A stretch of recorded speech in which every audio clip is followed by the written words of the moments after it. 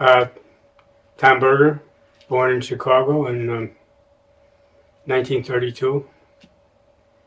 I was a mixed family. I was the oldest of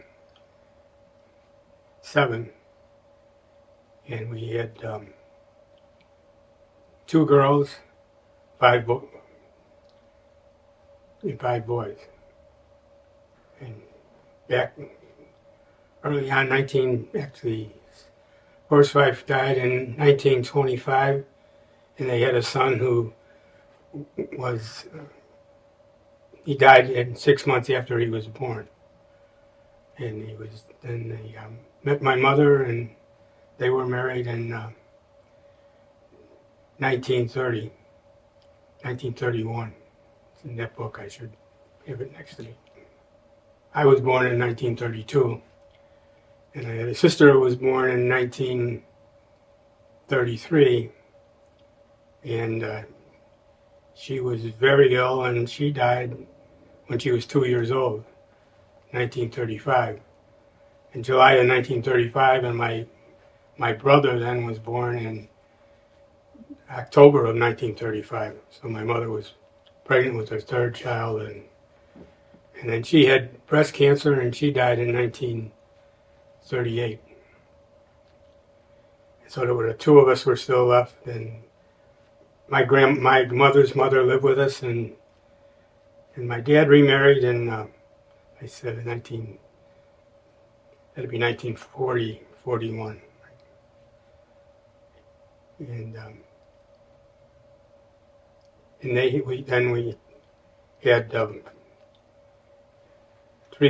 3 boys and a girl. The youngest was a girl. And there was Joe, Jim, Jack, and Mary Kay. Very good.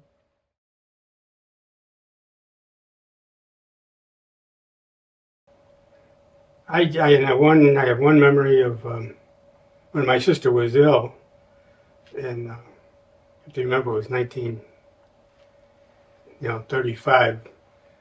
She must have had a very high temperature, and they had her in the bathtub, and both of them were kneeling in the bathtub with putting cold water on her, and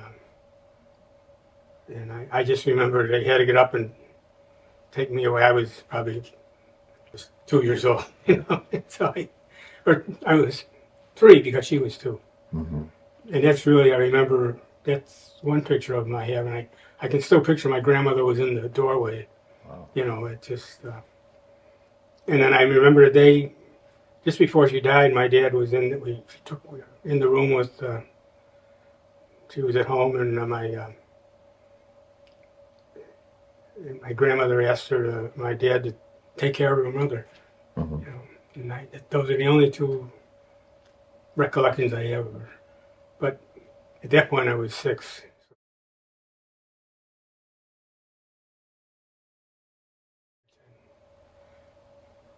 Well,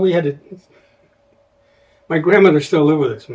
My mother's mother was still living with us, and she did until she died. And let's say it wasn't a normal. If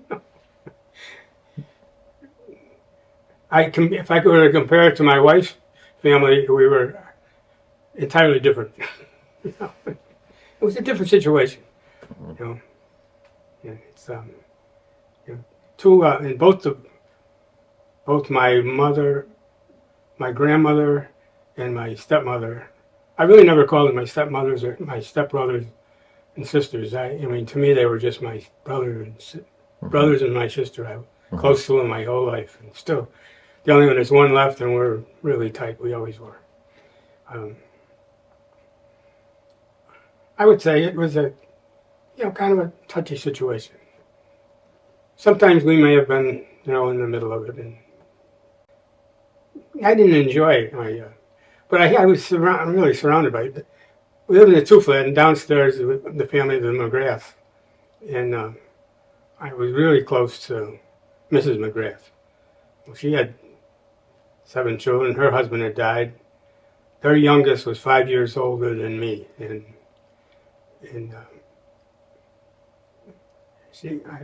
even all through my life, she was kind of my mentor. I mean, she was really close. So I had other people besides, and my grandmother. But it's hard. I mean, what I was going to get at, both my grandmother and my stepmother were born in Ireland in the same county, Clare Island in County Mayo, and so. It's hard to have two people in the same, I mean, as I got older, and I can many times I've thought back on the situation. Ma Berger, my stepmother, she, as I think about my marriage and how my first couple of years were and how enjoyable it was, I can understand the difficulties they had. Living in a small, obviously everything's small when you have that many children and people in the house. So I have a better understanding. I'm more sympathetic to her than I was at the time, probably. Whatever I realized happened at the time, I can be more sympathetic.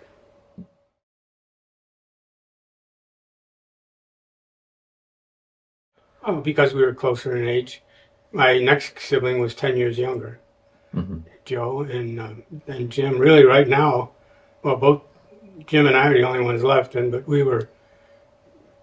Jim and I have been close, as close as Frank and I were, these latter years. And so, and just, I think age has something to do with it, but credit to my dad. I mean, he had a wife and a son that died. He remarried and he lost a wife and a daughter. Right. And in a relatively short period, I mean, about 10 years probably, and then he was taking care of one of his mother-in-laws. I was really close to the kids, but we were like babysitters, which was great because it took a lot of pressure off me. I could take them out and take them in the bus. And Jim and I always talk about it, take them in the stroller and a buggy. And I had a lot more freedom when I was by him. So I think we were close because of that. I mean, and still are.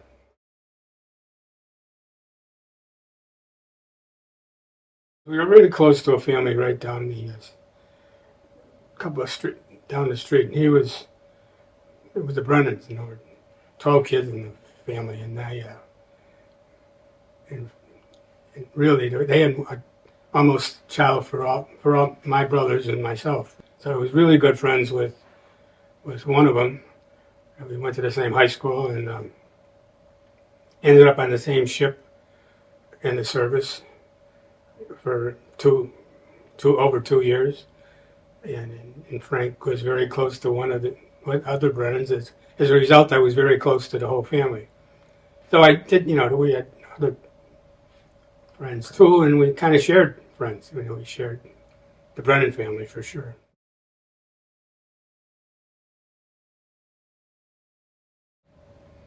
So I went to St. Gabriel's, and I was,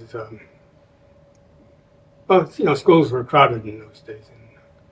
And I for my 6th, 7th, and 8th grade, I was in a half class. It was half 6th and half 7th, and then I moved up to 7th and 8th, and then 8th, 7th and 8th, I was in a half class all the way up. And I was with, I think there were only five boys in my half of the class. There were probably 50 kids in the class, so, that's how many were in most classes. So, like my 6th grade, there were 50 kids, there were 100 and probably 125 6th graders, and then you just moved them as you went along. So they were crowded. And I just, it always seemed like If things were going well at home, I had a tough day at school. If things were bad at school, I had a good day at home. I mean, you just got by, and I got by. And I had the same nun for those 3 grades, the double grade all the way up. So 6th, 7th, and 8th. She taught 2 classes of each, and I had her the whole time. Sister Gertrudis. She had a wicked left.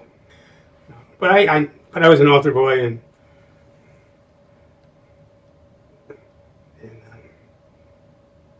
it worked out well for me, I mean, I sold paper in the stockyards from 7th grade on, 6th, and probably started in 6th grade. We worked for a guy who leased paper stands in the stockyards, and at that time there were thousands of people that worked in the stockyards. They had 3 main offices: Swift, Armours, Libby, McNeilin, Libby, Wilson, and almost all the meat was processed in the Chicago stockyards. And so every day after school we'd go over, and you kind of moved up. You'd set up the papers in the offices, and paper drivers would drop you off. I mean, they dropped the papers off. We'd get there after school and, set up the papers. And some had, stands. And it was an L that elevated that ran around the stockyards. And it just made stops at all these places. And there was a couple of stands at those places. So, there were about 5 kids that sold papers, and I did that for even in the high school in the summer. But one of the things was they didn't play that many night games in those days. But for night games, the paper drivers would come back. So we finished about 5:30, 6 o'clock, when all the offices in the plant cleaned out. People had gone home for the evening, and we'd go over he'd pick us up if we could, if we were available. And we'd sell papers over at Comiskey Park. And the deal was you had the paper to sell, but you also had a scorecard that was put in the paper. So people going to the game could buy the paper and get a scorecard. And so it was a big deal, because then sometimes, if I didn't have to be home too soon, they let you go in after the game started. You could run up and watch an inning. So I grew up watching the Sox. And just an aside, in 1959, they won the pennant, and Bill Veck had it, and then you could send in for tickets. And Kay and I got married in 58, and we went to numerous. We didn't play that many night games in those days, but most of the night games we'd meet there. She was teaching, and then during the summer we went to the games at Comiskey Park, and when we rode in, we got 2 tickets for the 7th game of the World Series. And lucky or otherwise, our first child was born the day they would have played the 7th game. Yeah, so, someone used to ask me, what would you do? And I said, I would have done the right thing.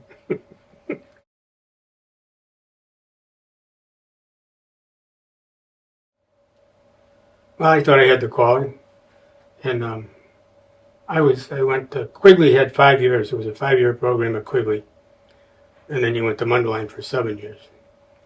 And I realized that, I just didn't have it. It wasn't my calling, and I was in my 5th year, and I really had some really good friends.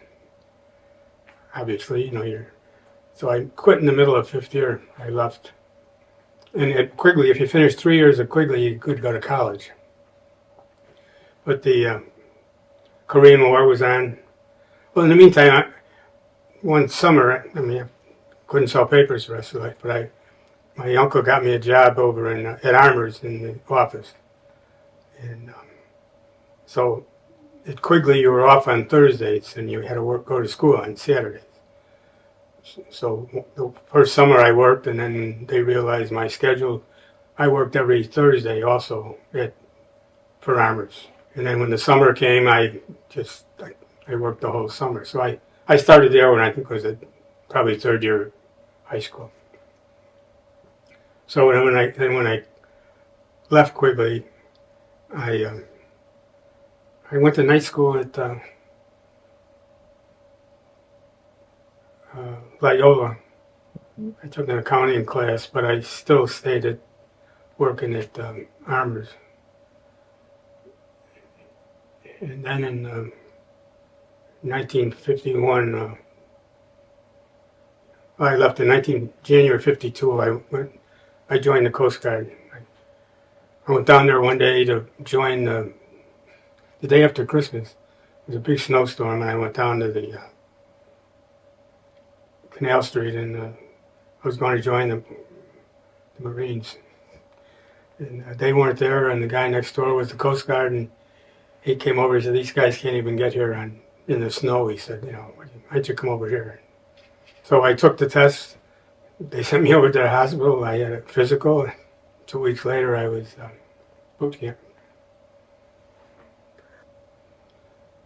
It's a calling. I mean, you have to, know that you'll become close. And really, when you start in first year at Quigley, there's 88 kids. I go back, I don't know how many, but as you go on, the classes get smaller.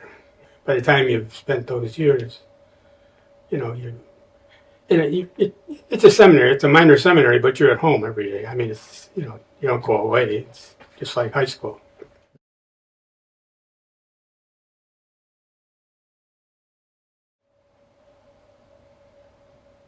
Well,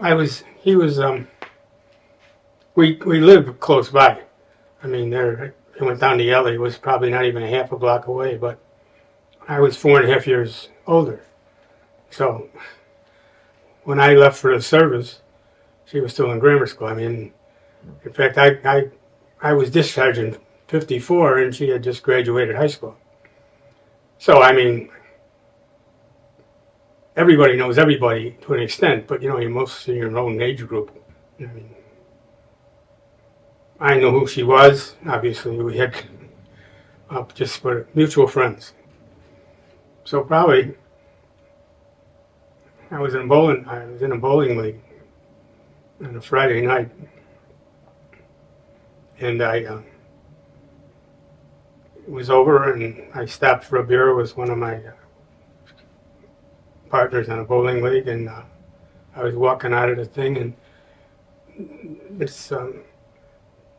people were bowling, and this girl came up to me, and I realized who she was, because I knew who she was, and I was really surprised she stopped me. But she was there on a double date, and she came up and she said, just talked for a minute or two, and she said, "I wonder if you'd do me a favor.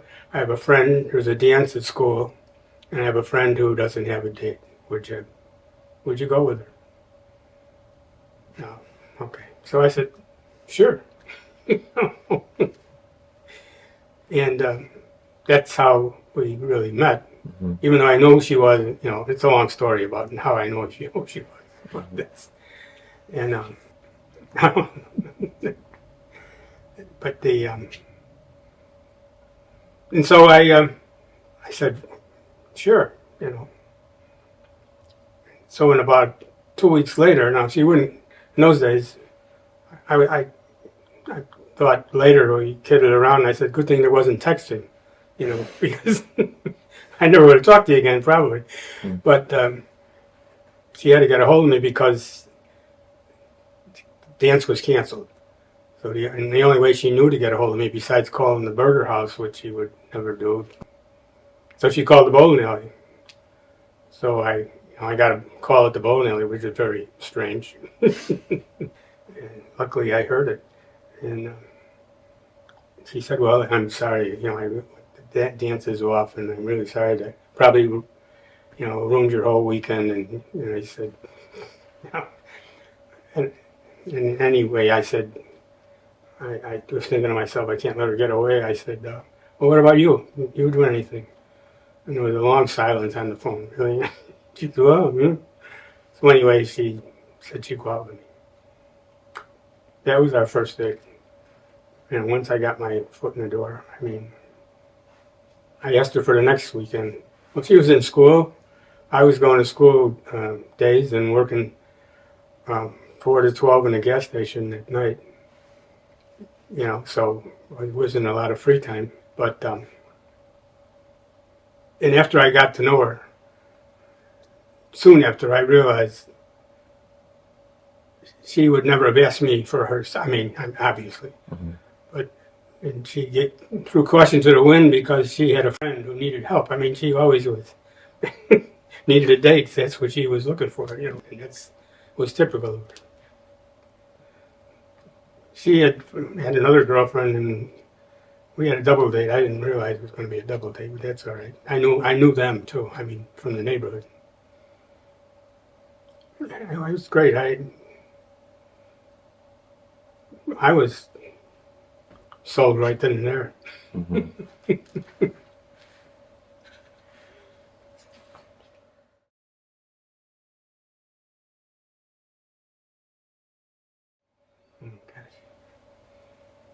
Marriage?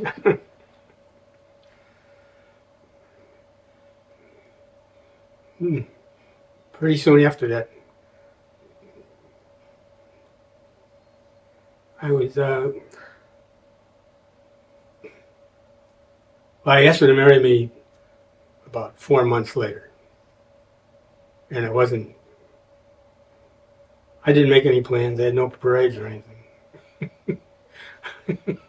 I had no, it was not it's a compliment.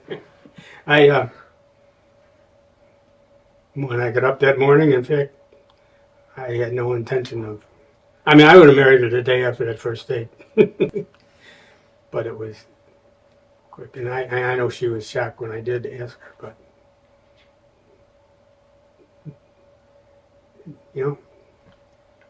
worked out.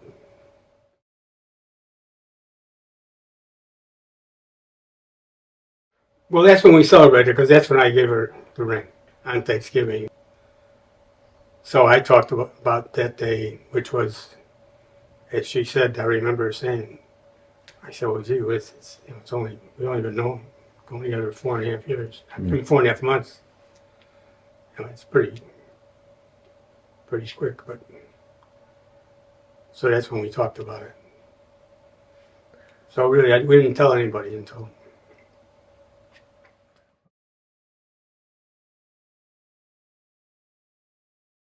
I was in the service, I was in the Coast Guard for 2.5 years.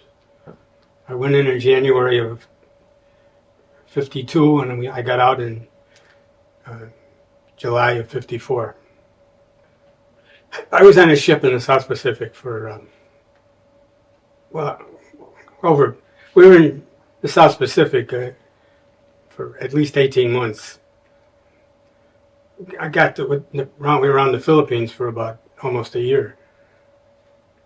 Back then there was NATO and SECO.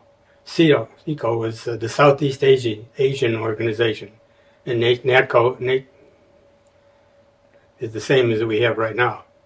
It's the originally European, and obviously SECO was kind of under. It was just kind of after the Second World War, they wanted to keep. An organization that would hold together and help us in the Philippines. We're still part of the United States, territory of the United States then, during the war. And so the Coast Guard was part of this organization, and it was a destroyer escort. The destroyer escort's the smallest ship the Navy has. So we had taken the ship out of dry dock after the Second World War and brought it up in Green Cove Springs, Florida, taking the ship up to Baltimore with dry dock, fitted it out, and then took the ship down through the Panama Canal over to Hawaii, and that was where our home base was, essentially. And from there we went, out on, to the south, to the Philippines. We got as far as Hong Kong, and with other ships from smaller countries. Like part of our fleet were like Thailand and all the small countries. The biggest thing they had were PT boats. So the biggest thing we had was the smallest thing the Navy had. So we were in the Philippines in the Philippine area for about at least 8 to 12 months. In Subic Bay was a big Navy base there. We were in there for a while in the Philippines. Korean War was over in '54. Frank went in after that. Then my brother Jim went in next. And Joe was the oldest of the next. He was the next oldest, but Jim was 2 years younger than my brother Joe. And Jim, he was in one of the early ones that went to Vietnam.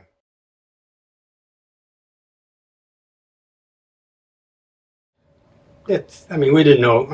You don't know what you're going to have. Maybe you can't have any, right? Who's to say? But we decided. We planned to have a big family, and I guess we wanted to make sure that the older kids weren't put upon. As we went along, you worry about. You don't want them to raise the kids. It's our decision to have children. We just decided that we'd be taken care of. God would take care of us. In fact, Don just updated our book, and in there's a little paragraph that the kids wrote and put it in. I don't know who wrote it. They said it was a collaborative effort, but it kind of, in a way, it's the way we thought about it too. That we leave it in God's hands, whatever came. Mm-hmm. And but over the years, you worry about how you're spreading yourself too thin. Everybody was wanted, I'll tell you that. But it's hard to believe even as I look back now. Stephen pointed out the other day on his birthday, not the other day, last month, months ago, he said, when I was born, Kathy was 10 years old. And Stephen's birthday is he's 6/10/70. So the 6-month, 10th day. So he's the 10th child and the 6th boy. So I said, I know. But you just thought, at the time, it didn't seem like a big deal. Mm-hmm. It didn't take, easy for me to say, right? But it didn't to Katie either.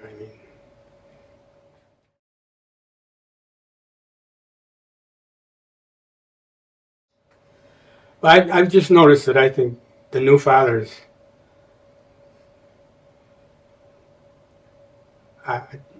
do an awful lot. I'm kind of proud of them.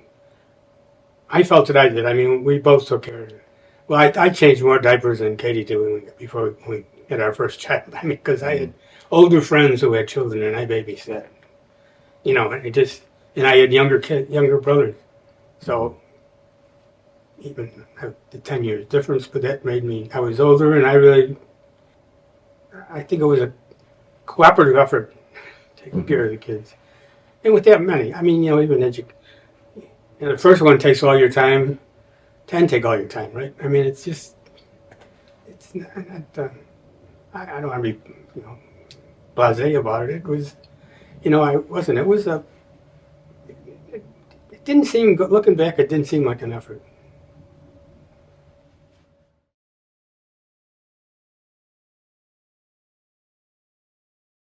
Kay and I drove him to the train station. And he had when he went on his way over to Vietnam, he took the train to the West Coast. And it's kind of tough. When he went, it was still a police action. I mean, it always was a police action, but he had to get his own insurance, buy his own handgun. I mean, it was really, when he went over there, there were only, I think, I remember this, something like 65,000 they had mostly helicopters, and he was a helicopter mechanic. They had promised him that he'd go into computers, but when he got there, they said, you're a mechanic, and they sent him over there for on-the-job training, essentially. So as a mechanic in Vietnam on the helicopters, you went up as a gunner when they went off. I mean, make sure you did a good job. And he got the air medal. I mean, he was shot down at least once, if not twice. And then Joe, when he come home, then Joe was called, and Joe was in the infantry in Vietnam, and he got the Purple Heart. Joe had and a couple of Bronze Stars, so he was in the infantry. So Joe and Jim were both in action in Vietnam. And Jack went in next. He was drafted, and he was in. He ended up in the demilitarized zone between North and South Korea. The Vietnam War was over for all practical purposes. I mean, it's never over really. But and Jack caught something over there. Well, Joe did. Joe got Agent Orange. So the last 10 or 12 years of his life, he was on oxygen 24/7. Since my dad had died, really Joe shouldn't have been drafted, but he was after that. But Joe and Jim enlisted. We dropped him off at the train. I mean, we were very well. Well, he didn't want to let his mother know where he was, over there in action. Mm-hmm. But we knew he was. Yeah, you just worry about him. In fact, Jim was very dedicated. He ended up being the chief mechanic, from what I understand, at his base. And my dad died in '64, and Jim came home for the funeral. Now, he could have stayed home.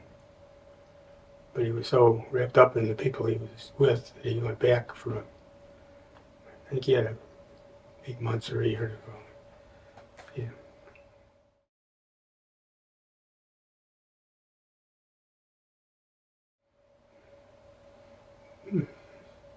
Oh, I think it's changed considerably. Yeah, I think I lived at probably the best times of our lives. I mean, for the country. I mean, it was, I could make a living and I could do almost anything. I mean, I had a GI Bill, but I also worked and went to college, and and it was easy to get a job. I just, and I think it's a lot more difficult probably to raise children because of electronics. I mean, and they're so much more smarter and, have so many things at their fingertips than we did. I kind of still, I kid them, kids give me a hard time about not texting. But I said, I remember when the telephone man came into your house, opened up your phone, took the nickels out, counted them, and then gave you, you gave him the money. You bought the nickels back. I mean, I'm being facetious, but how can I text? I know I can, but yeah, life was much, much easier, right? It's a big part of my life, though. I should have gone back. When I left Quigley, my friend Dan Brennan was a couple of years ahead of me. He had quit Quigley, and he was in a group from where we lived in the neighborhood, and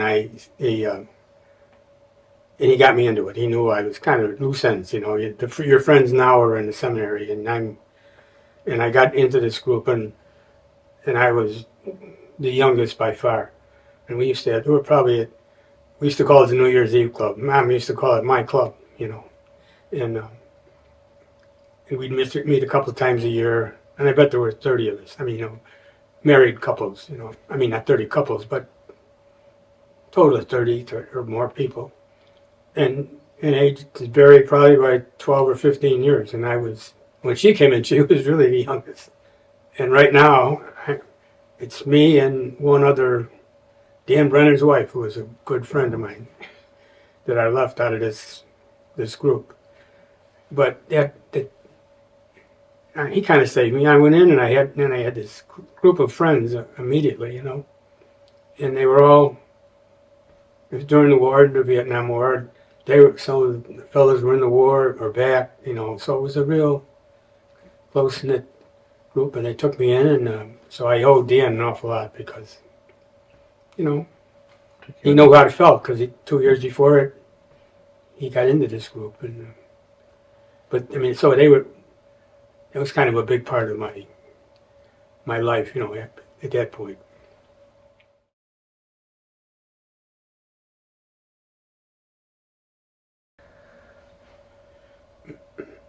I'm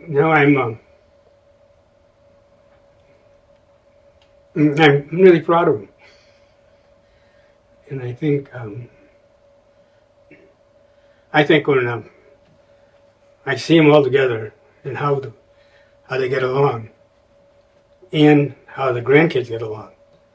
I mean, you think about the different personalities. I mean, I know what the great grandkids. I mean, we're well over them. I mean, it's kind of scary to me, to tell you the truth. I mean, you always wonder. You never know if you're doing the right thing, and but I just know, and I'm proud of them all. And it's kind of funny. You don't always tell people. People are always telling you about your children, and it's great. And I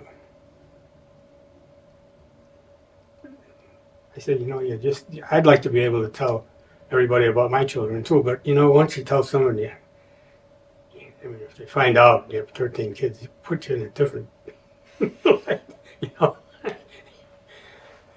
Yeah, Mhm. but I really am really proud of them all, and I hope they know it. And I'm proud. I mean, just the way all the kids get together. I mean, you notice. I mean, the grandkids, they play like in John's pool. There can be 100 people there, right? And everybody, and all the different personalities. Gosh, the grandkids, especially. It's kind of, it's kind of great to watch them. Just, I don't know. Probably I'm prejudiced, but on the other hand, I think I'm not really prejudiced either. I mean, I'm looking for, Yeah, you wonder if you did the right thing, and I mean, but I was married to an angel. I mean, I felt as close to her as when she died as I did Mhm. the day I asked her to marry me.